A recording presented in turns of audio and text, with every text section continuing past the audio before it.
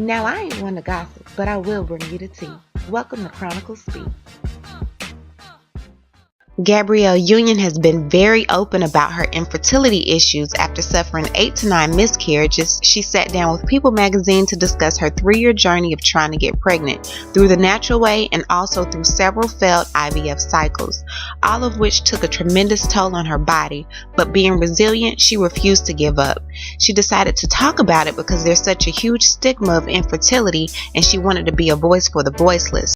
After opening up in her 2017 New York bestsellers memoir, We're Gonna Need More Wine, Gabrielle and her husband Dwayne were quiet on the issue, leaving us all to believe that they had given up on trying.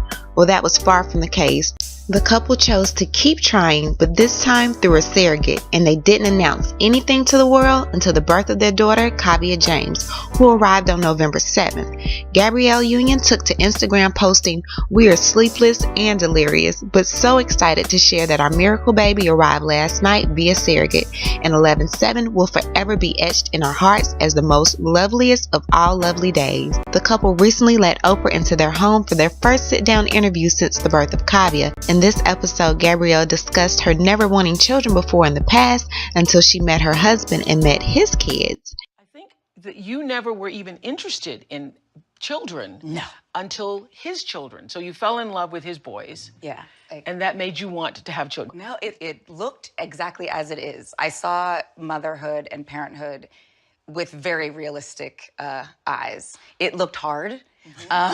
Yes. When I wanted a life of like flitting around the country and the lack of responsibility and all of that. And parenthood is sacrifice and being consistent. Yeah. And being present. And being present, yeah. And then he got full custody. And I signed up for the boys quicker than I signed up for him.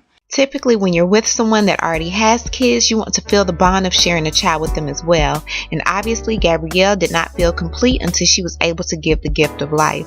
In the home, they are currently raising Dwayne Wade's nephew, 2 sons, and then he has another son from a previous relationship. Now, further in the interview, they discussed on trying to get pregnant through failed IVF cycles, and although Gabrielle wasn't going to give up on actually being able to carry the baby herself, it was Dwayne that told her enough was enough, and he didn't like seeing the pain she was going through within her body, and the most important thing was not losing his wife. What were you thinking by the 8th time? This is when you meant that, this is what you mean by it was starting to get, you felt like it was starting to get dangerous. And you listen to all the doctors, right? And they're like, well, it's another surgery that we can do. And that's when I had to step in and say, baby, it's me and you. I want to grow old with you. And, I want our miracle baby, but I want you. And once we got to that point, and I think she heard me, that's when we started to look at what's the other possibilities to help us, bring our baby into the world. And that's when we started to learn more and get introduced to surrogacy. Gabrielle mentioned that when she first tried to get help for her infertility, they automatically pinpointed her age instead of looking deeper to see that there was actually something going on. And had this been caught in her early 20s, she could have avoided this a long time ago. The second I walked through the very first fertility, door, doctor's door, it was, you're old, you automatically have X, Y, and Z. And if there's any trouble, it's due to your age. What is old now? What is considered old? By fertility standards, anything older than like 34, you are officially high risk. You have diminished ovarian reserve. You are officially, you may have a tough time. So after seeing the world's leading IVF doctors for a number of years, I was finally correctly diagnosed with adenomyosis. Adenomyosis is endometriosis of the muscle. Any woman can get endometriosis or adenomyosis at any age. And it can cause diminished ovarian reserve. So what they're just automatically assuming is age-related diminished ovarian reserve. It's actually tied into adenomyosis. But I would have had the same issues in my 20s, and I was not correctly diagnosed or treated. Since deciding to go the route of surrogacy, Gabrielle admits that it was hard and still hard to let go of not being able to carry the baby herself, and that's completely understandable. It's hard to let go of that. I mean, it's still hard to let go of that. Did I fail in some kind of way? Am I defective in some kind of deep you know, am I defective in some kind of way? Am I less than in some kind of way? Am I less worthy in some kind of way?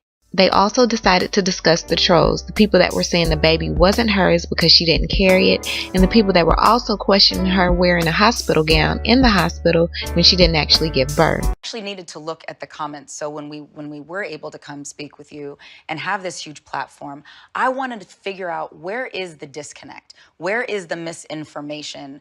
Let me figure out what that is. And so then we can address what you think your issues are. There are all different ways you can become parents. Everyone's journey is different. Understanding that sometimes people use donor sperm, sometimes people use donor eggs, sometimes it is the couple's own embryo. But there's all different kinds of routes to that. Whether the couple opts to share that with you should be on them. Yeah. I think for me, the most hurtful thing was once we had our baby and everyone started to talk about why is she in the bed holding a baby, why she got a gown on, why she acting like she just had the baby. And it's like, once again, it's, you know, people are uneducated on the process and why we decided to go skin to skin as soon as our baby came out. And as if the couple hadn't already gone through enough ridicule, Gabrielle was ripped to shreds for kissing her baby on the lips, as well as people questioning Kavia's labored breathing, and Gabrielle responded saying, "Hey guys, I appreciate all the concern about kisses on the mouth and labored breathing. I am blessed enough to have a nurse here with us while at work. Kav is healthy and I don't even touch her without washing and sanitizing myself and everything and everyone that comes in contact with her. No visits from sick folk, and even all of Oprah's crew got whooping cough vaccinations and current on all vaccinations to be in our home. If you think I waited this long and went through all of this to put my baby in harm's way, you got another thing coming." She then had a doctor come in and she recorded as the doctor checked Kavia's breathing. And she also wanted you to swipe where she wrote this long book pretty much proving that her kisses are not hurting her baby.